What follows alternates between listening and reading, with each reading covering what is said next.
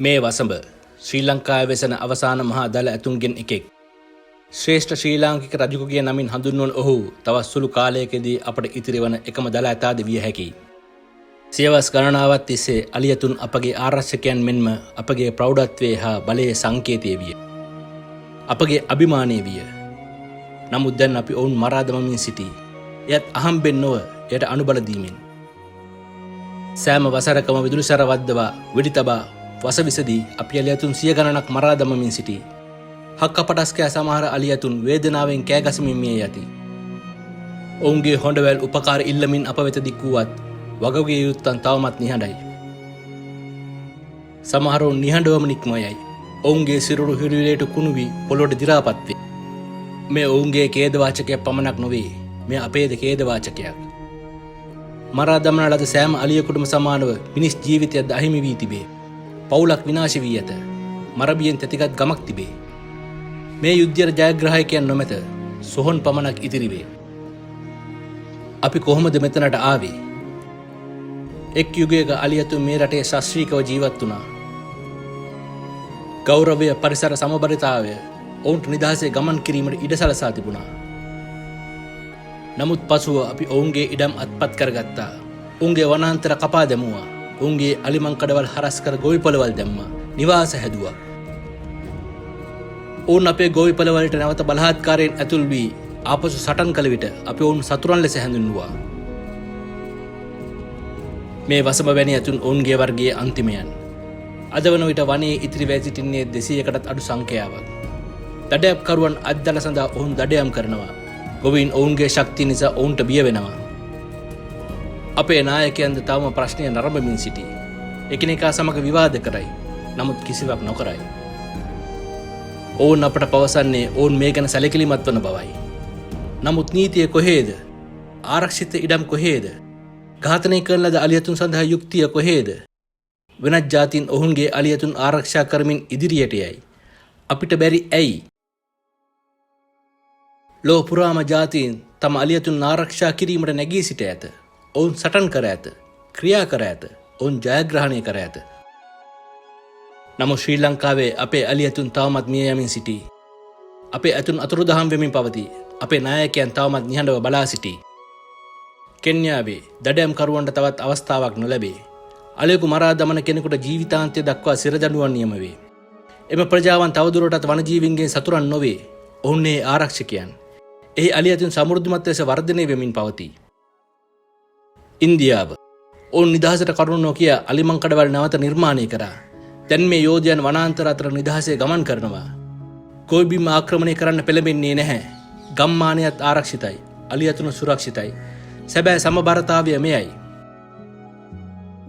බොත්ස්වානා දඩයම්කරුවන් දුටු තැන වෙඩි තබා මරා දැමීමට නියෝග ක්‍රියාත්මකයි. දඩයමට ඉවසීමක් නැත. දඩයම්කරුවන් ඔවුන්ගේ කෑදරකමට ගෙවන්න වන මිල දන්නවා. ප්‍රතිඵලය ඔවුන්ගේ අලිග්‍රහණය දැන් වැඩි වෙමින් පවතී. ඒත් අපගේ අලිග්‍රහණය ශීඝ්‍ර ලෙස පහළ යමින් පවතී. තායිලන්තය ඔවුන් ප්‍රමාද වීමට පෙර සත්‍ය දුටුවා. පරිසරයේ සංචාරක ව්‍යාපාරය සමග බද්ධ කරා. දැන් එය ඔවුන්ගේ ආර්ථිකයට ඩොලර් බිලියන ගාණක් ගෙන දැවැන්ත ව්‍යාපාරයක්. ජීවමාන අලියෙකු මියගිය අලියෙකුට වඩා වටිනවා.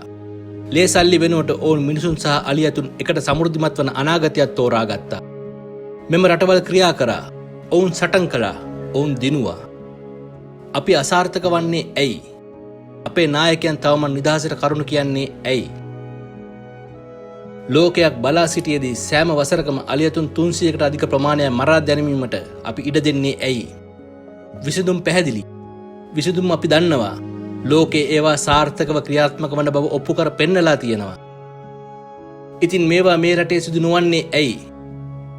මක්නිසාදයත් යුක්තියට වඩා කෑදරකමට ඇති ලොල් බවයි. සතුන්ගේ ජීවිතවලට වඩා මොවුන්ට ඡන්දය වැදගත් නිසා. මොකද මේ දක්වා කිසිවෙකු මොවුන් මේ සත්ව සංහාරයට වගකිය යුතු බවට නියෝග කර නැති නිසා. මේ අදින් අවසන් කරමු. අපි ක්‍රියාමාර්ග ඉල්ලා සිටිමු. දැන් මේවා ක්‍රියාවට නගන ලෙස බල කර සිටිමු. පළමුව ආරක්ෂිත අලිමංකඩවල් වහාම ස්ථාපිත කළ යුතුයි. මෙම සතුන්ට ගැටුමක් නොමැතිව වනාන්තර අතර සැරිසැරීමට හැකිවන පරිදි ආරක්ෂිත මාර්ග නිර්මාණය කළ යුතුයි.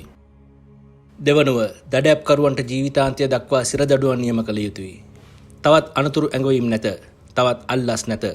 ඔබ රටේ සම්පත් වන අලියතුන් මරා දැමීමට ඉදිතර වූ හෝ ජීවිත කාලය පුරාම සිරබත් කනු ඇත.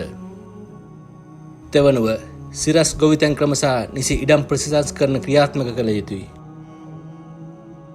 සිව්වනුව නිසි ලෙස නිර්මාණය කරන ලද විදුලි වැටවල් සවි කර යුතුයි. අලියතුන් මාරාන්තික කලාපවල කොට නොකර ගම්මන් ආරක්ෂා කරන බාධකයක් ලෙස ඒවා සැලසුම් කළ යුතුයි. අවසාන වශයෙන් ප්‍රජා ආරක්ෂක කණ්ඩායම් සදා අරමුදලක් සපයන්න. ඔවුන් මෙම සතුන්ගේ මරණ දණ්ඩන නියම කරන්නන් නොව ඔවුන්ගේ භාරකාරයන් වීමට ප්‍රදේශවාසීන් පුහුණු කරවන්න. එයට පඩියක් ගෙවන්න. මේ අලියතුන් වෙනුවෙන් සටන් කළ යුතු අවස්ථාවයි.